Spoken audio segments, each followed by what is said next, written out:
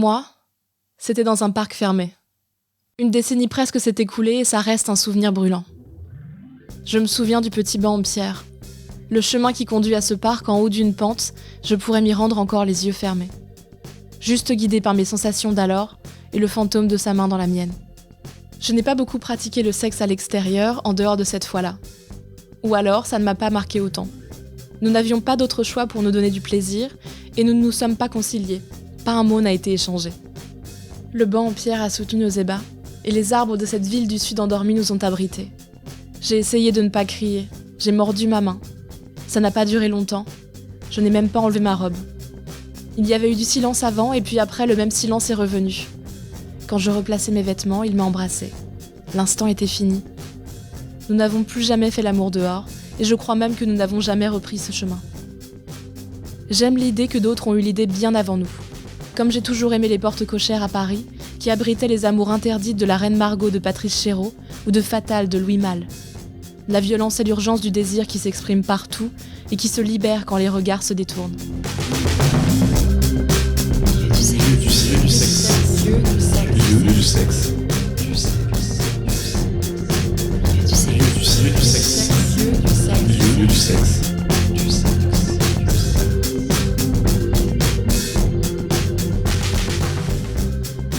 Le sexe à l'extérieur, c'est aussi celui qui n'a pas trouvé sa place ailleurs. C'est un lieu du sexe illicite, honteux. C'est le cruising gay qui mène aux échanges brûlants au jardin des Tuileries, près du Louvre à Paris. Les bosquets se sont animés la nuit dès le XVIIIe siècle. Ils ont été le théâtre de moments sensuels, mais également de rafles de la police. Aujourd'hui persiste encore cette culture de la drague à l'extérieur dans ce même parc, la nuit. Près de certaines plages, dans les dunes, des bosquets connus et reconnus abritent les mêmes ébats. Ce sont ces échanges que dépeint L'inconnu du lac, drame d'Alain Guiraudie, sorti dans les salles en 2013. Tu veux pas aller voir ailleurs si j'y suis? Tu peux pas arrêter? Non. Ça va, il faisait rien de mal. Ah bon, ça te gêne pas qu'on te regarde, toi? Moi, j'ai fait pas attention. Puis si ça peut lui faire plaisir. Moi, ça me perturbe. Ça a pas l'air d'être perturbé tant que ça. T'as vraiment une belle bite. Pour certains et certaines, l'extérieur c'est ce qui s'impose. Pas le temps de trouver une chambre ou un lit, ou même une pièce qui ferme. On se veut, et on n'a pas les capacités ou l'envie d'attendre, et on se retrouve parfois dans des espaces incongrus ou carrément décalés. C'est le cas de Maëlys. C'était quand j'ai fêté mes 18 ans. On avait loué une salle dans mon village natal, et du coup on a fait une grosse fête. Évidemment il y avait un peu d'alcool, évidemment il y avait mon copain, et au bout d'un moment on s'est dit tiens, on irait bien profiter, mais voilà, on n'avait pas du tout de... Moi, j'habitais plus là, on n'avait aucun endroit où aller. Et en fait, il se trouve que juste à côté de la salle, il y avait mon ancienne école primaire. Et normalement, la porte du parc est fermée. Mais ce soir-là, ils avaient oublié de la fermer. Donc en fait, on est allé dans le parc. C'était un peu bizarre d'être au milieu des jeux d'enfants avec lesquels j'étais quand j'étais toute petite. Mais voilà. Et du coup, on a fait ça contre un mur. Ça a duré approximativement, je pense, 5 minutes, parce qu'en fait, le crépi dans le dos sur la robe de soirée, c'était juste impossible. Donc c'était la galère fois 1000. C'était genre atroce. Et puis du coup, il y avait d'autres gens qui ont vu que le parc était ouvert et sont venus faire pareil. Donc ça a fait tout un espèce de branle-bas de combat du sexe un peu bizarre. Mais voilà, du coup, c'était pas terrible. Ça a duré 5 minutes et je suis juste ressortie avec d'énormes griffures de crépi dans le dos. En fait, je suis pas très fan en soi. C'est-à-dire que je comprends qu'il y ait des gens qui soient excités par le fait qu'il y a un interdit, qu'à tout moment quelqu'un peut nous surprendre. Mais en fait, moi, ça me dérange, ça me stresse. Parce que j'aimerais pas tomber sur des gens comme ça au coin d'une rue et les voir baiser, en fait. Et voilà, je comprends l'attrait, mais moi, c'est pas un de mes kinks, en fait. Et au contraire, j'ai pas une excitation sur le fait que quelqu'un pourrait nous découvrir. J'ai plutôt un stress à ce niveau-là.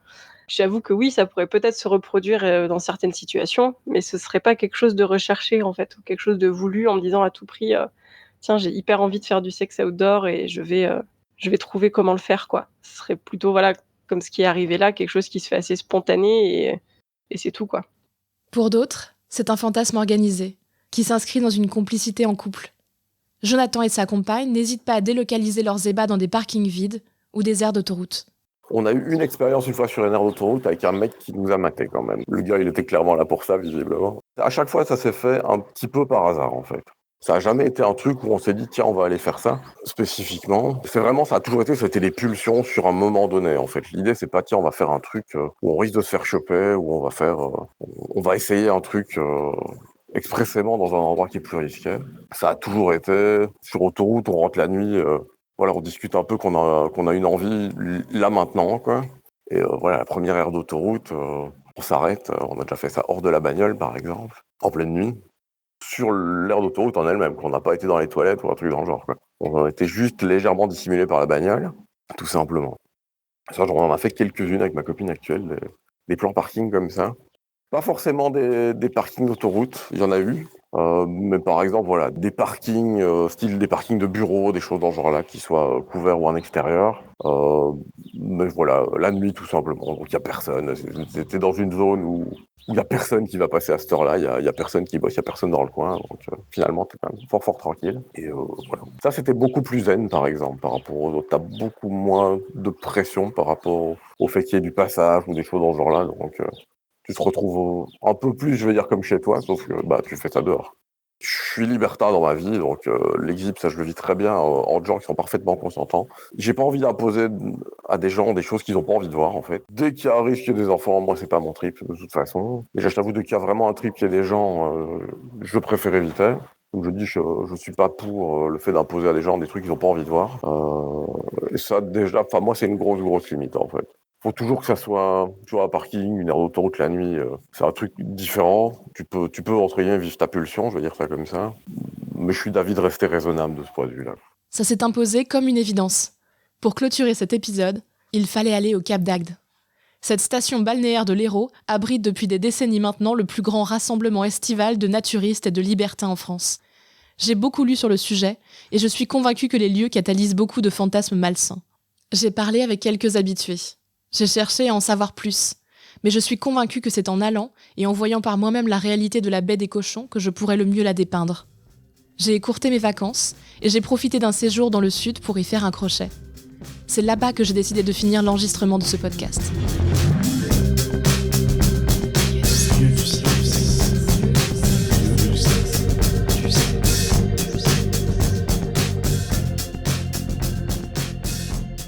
Tout commence dans un bus qui ne prend pas la carte bleue et ne rend pas la monnaie. C'est par ce bus de ville qu'on se rend de la gare d'Agde au Cap et son village naturiste connu mondialement. Dans le bus, j'observe les détails de cette ville du sud typique. Le cinéma Le Travelling, la foire Fouille, les affiches pour la soirée Princesse Disney au Luna Park, d'autres pour le spectacle de Patrick Sébastien en septembre. À ce moment précis, les questions flottent dans l'air. Les gens entrent et sortent du bus et je n'arrête pas de me demander: il y va ? Elle y va ? Ou pire encore, ils savent que nous y allons.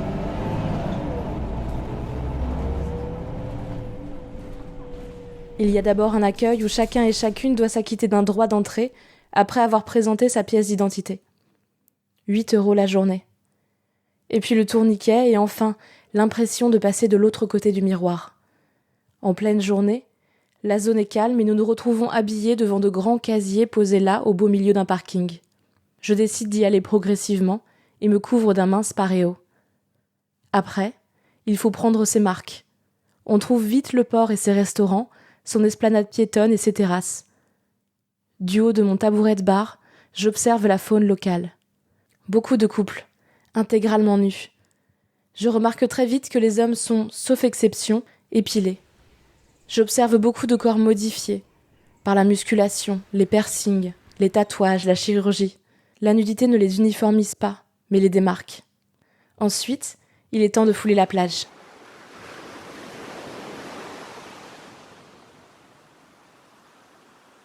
On marche longtemps les pieds dans l'eau en slalomant entre les familles qui jouent aux raquettes ou chahutent entre les vagues.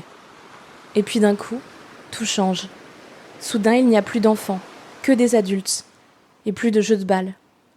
Sur la même plage à quelques centaines de mètres de distance et en plein jour, j'ai vu des grands-mères jouer au ballon avec leurs petits-fils et d'autres arborer fièrement des bijoux de clitoris. Les serviettes de plage Jackie et Michel succèdent aux serviettes Disney. Dans l'eau, je remarque un réel attroupement. Un couple est en train de baiser. 25 à 30 hommes les encerclent. J'ai à peine le temps de le réaliser que d'un coup, aussi soudainement qu'un banc de poissons, ils se dispersent. C'est fini. Et la femme au centre sourit en se nettoyant la vulve à l'eau de mer. Autour du groupe, en cercle concentrique, d'autres observateurs. Des hommes encore, et puis des couples, un peu. Sur la plage, certains attendent l'action en se caressant la verge. Je m'attendais à une plage presque déserte, et ce sont des centaines de personnes qui se trouvent là, sur des serviettes à quelques centimètres de distance. Dans le ciel, des avions passent entraînant derrière eux des publicités pour les clubs libertins des environs ou pour les sites de rencontres entre adultes. Il y en a qui ont sorti les cock-rings. Une femme allongée sur le ventre dévoile sans y penser son plug anal bijou. Sur la plage, une femme porte un collier de soumise. Et le manège recommence. Quand un couple fait le show, l'attroupement se reforme autour d'eux. Très vite, des dizaines d'hommes. J'entends sur la plage. C'est vraiment des vieux crados. Preuve qu'ici, dans la portion de plage qu'on appelle la baie des cochons, la pratique est admise, visible, mais pas totalement acceptée. Il n'y a pas de connivence. Et certains qui sont pourtant là tout près jugent durement les corps et les pratiques. Ça me met en colère. Pourquoi s'installer ici si c'est pour se moquer ? Plus l'après-midi passe, plus je vois la langueur contaminer les vacanciers. Au soleil, le couple à côté de moi commence à se caresser. Ils bronzent en se masturbant. D'autres, protégés par un parasol ou à la vue de tous, font l'amour. C'est doux en réalité, parce que le spectacle est rythmé par le bruit des vagues qui s'échouent sur la plage. C'est tout ce qu'on entend, la mer. Le corps chauffé par le soleil, les caresses plutôt tendres ont des airs d'incitation. J'envoie mon compagnon rejoindre le groupe des spectateurs. Il me raconte une ambiance complice, bon enfant, au point qu'une femme qui offre sa bouche au groupe se voit entendre. Elles sont salées les queues. Et dans un rire, elle répond. Pourtant j'ai l'habitude, j'habite au bord de la mer. Moi, sur la plage, je reste au cœur d'une action plus discrète, d'une douce intimité collective, tandis que le vendeur de friandises se fraye un chemin dans la foule. Ah, ils sont bons mes beignets à la pomme, pâtisserie, chocolat. Plus tard dans l'après-midi, c'est au pied des dunes que l'action se déroule. De nouveaux attroupements, de nouvelles pratiques en groupe. Une femme réclame une douche de sperme. L'homme qui l'accompagne veille au respect de la règle. On ne touche pas. Et la consigne est passée à chaque nouvel arrivant qui la respecte à son tour. Tous semblent avoir conscience que les limites sont indispensables, qu'elles structurent le spectacle, et que si elles étaient franchies, ce serait la fin du partage. À l'heure de l'apéritif, nous rejoignons Didier, fondateur du guide France Coquine, libertin depuis presque 40 ans et habitué du Cap. Il est heureux que nous soyons venus voir par nous-mêmes et regrette une image entachée par les fantasmes malsains. Puisque ce que j'ai vu a toujours respecté les limites du consentement, je lui partage ma seule réserve, la proximité de la baie des cochons avec les familles naturistes. Il y a des abrutis, je suis désolé de dire le mot, mais il y a des abrutis qui viennent avec des enfants ici, alors qui, sincèrement, surtout quand ils me sortent l'idée que oui, on est naturiste, on vient avec des enfants, on est libre de faire ce qu'on veut. Ben, si tu es naturiste, tu viens pas à Cergy-Pontoise-sur-Mer, parce qu'il n'y a que du béton ici. Si tu es naturiste, tu vas à Montalivet, tu vas sur les grandes plages de l'Atlantique, mais tu viens pas t'enfermer là où il y a du béton. À un moment, il faut être en phase avec ce qu'on pense réellement. Et emmener des gosses ici, j'ai parfois même aperçu des parents où la maman était habillée hyper sexy et la gamine qui devait avoir 13-14 ans habillée elle aussi hyper sexy. Ça, moi personnellement, et ça met tous les libertins, ça met tout le monde mal à l'aise de croiser ça. C'est des gens qui n'ont rien à foutre ici. Enfin, je veux dire, quelque part, il y a une anomalie. Des ponts du mois de mai jusqu'à fin septembre, on n'a rien à faire à amener les enfants ici. Je veux dire, ça peut être traumatisant pour eux. Dans le camping, où là il y a des familles, les gens ont intérêt à bien se tenir. Parce que si des gens se comportaient mal sous les douches ou je ne sais où, ils sont tout de suite virés. Et ils ont raison, il y a des familles. Bon, maintenant c'est vrai qu'à la sortie du camping, quand on voit les gens qui sortent vers 20h pour aller au restaurant ou aller en club, bon, ils ne sont pas habillés pour aller dîner en centre-ville. Il y a un fond de pudeur, mais elle est, à mon sens, c'est une pudeur responsable. Voilà, ça me semble logique. À 60 ans, Didier est un fervent défenseur du Cap et du libertinage à la française qui tient compte du consentement et des désirs de l'homme comme de la femme et prône le respect absolu de ceux et celles qui vivent leur plaisir. Il a connu plusieurs visages du Cap d'Agde et témoigne d'un changement de génération qui n'a pas toujours été pour le mieux. C'est véritablement un lieu de liberté. C'est vraiment l'endroit où on peut être très bien dans sa vie, quelle que soit sa sexualité. À une époque, il y a des gens qui ont essayé de faire supprimer cette partie-là. C'est les vieux qui ont fait ce que le Cap d'Agde est, qui ne peuvent plus et qui ne sont plus invités dans les soirées, et qui ensuite ont essayé de foutre la merde. Je suis désolé pour le vocabulaire, mais il n'y a pas d'autre mot. Il y a eu un changement de génération. En fait, tous les 10 ans, il y a un changement de génération au niveau des gens qui fréquentent le Cap et des gens qui y vivent. Il y a de plus en plus de gens qui y vivent à l'année. Et puis surtout, il y a eu une évolution. C'est-à-dire qu'à la fin des années 90, il y a eu un réel développement d'établissements libertins. Il faut savoir quand même qu'à l'origine du libertinage ici au Cap d'Agde, c'est que les deux frères qui ont monté le camping là-bas, c'était des marais, des marécages. Ils ont remblayé, c'était gavé de moustiques, enfin. Et c'était à la fin des années 60, au moment où les 68ards, les babacools aimaient bien être à poil au bord de l'eau, tout ça, et que partout en France, ils se faisaient jeter. Et là, ils se sont fait accepter. Donc, ils sont venus s'y installer. Donc, c'était déjà l'amour libre, avec la libération sexuelle. Les bobos parisiens qui, quand ils ont appris que le Cap d'Agde existait et qu'en plus, il allait y avoir une construction en béton qui a été pas en bonne, la toute première, ont tout de suite investi les lieux. Et donc, faisaient leur petite partie entre bourges, de 45-50 ans de l'époque, et c'est eux qui ont intégré les jeunes dans leur partie fine. Et c'est de là qu'est née l'entente, on va dire, entre guillemets, entre les jeunes de la plage et les gens de la ville sur plage. C'est le seul territoire au monde qui est aussi libertaire avant d'être libertin. Donc, un interdit, quel qu'il soit, est difficile à admettre. Après, qu'il y ait des règles, il n'y a pas de souci. C'est l'interdit qui est difficile à admettre. Pour être un vrai libertin, il faut être aussi un peu anarchiste. Et un anarchiste n'acceptera jamais un quelconque interdit. Sauf celui qui s'opposera à lui-même. Notre conversation dure tard et la nuit tombe. La plage est désertée. La nudité est désormais parée de tenues extravagantes qui laissent peu place à l'imagination, mais font briller mes yeux. Celles et ceux qui arpentent le village la nuit ont à cœur de porter sur leur corps des pièces qui dévoilent leur personnalité et leurs fantasmes. Guêpières et autres pièces de lingerie côtoient le cuir, les ensembles en résille, les jupes courtes pour hommes, les robes à empiècement stratégique. De hauts talons ont remplacé les tongs et les espadrilles. Les bars, clubs et boîtes se remplissent.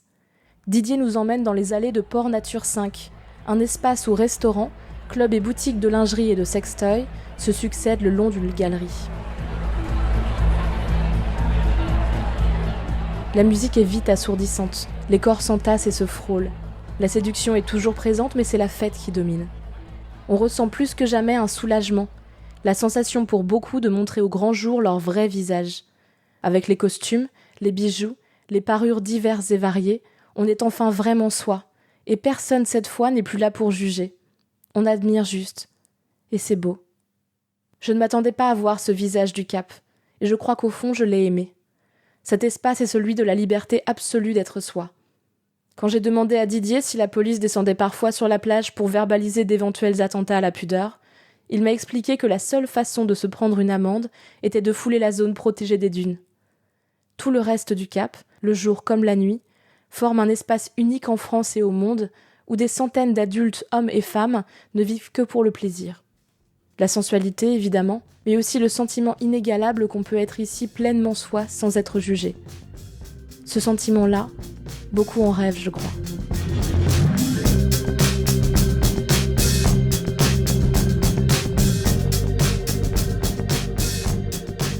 L'extérieur, c'est l'interdit et l'excitation qui va avec. C'est le frisson du flirt dangereux avec la loi. C'est le rush d'adrénaline quand on joue avec les règles. Mais l'exhibition sexuelle est aussi un délit puni dans la majorité des pays du monde. Et bien avant d'avoir affaire à la police, il est important de ne jamais imposer à qui que ce soit, quoi que ce soit. On respecte le consentement de son ou sa partenaire, et on respecte le consentement de ceux et celles qui peuvent nous apercevoir. C'est une règle à laquelle il ne faut pas déroger. un mot-clé qu'on emmène partout avec soi, un peu comme la capote au fond du portefeuille. Pour l'exhibition, la vraie, il existe de nombreux endroits où se faire plaisir tout en donnant du plaisir à un public. Comme les clubs libertins par exemple. L'imaginaire sexuel de beaucoup les tourne vers l'extérieur pour tout un tas de raisons très différentes. De la douce caresse du vent à l'urgence du désir qui ne souffre pas d'attendre. Le cinéma et les romans s'en font largement écho. On aime l'idée du sexe qui s'infiltre largement au-delà de la chambre à coucher. On défend particulièrement, même en France, cet érotisme depuis longtemps délesté des injonctions reproductives. Mais comme tout jeu dangereux, aussi délicieux soit-il, le sexe à l'extérieur nécessite un certain nombre de précautions et d'un cadre. Il y a des règles qui peuvent être un peu bafouées et d'autres qui ne souffrent pas de contestation. Toujours veiller au consentement de l'autre et des autres, c'est la clé.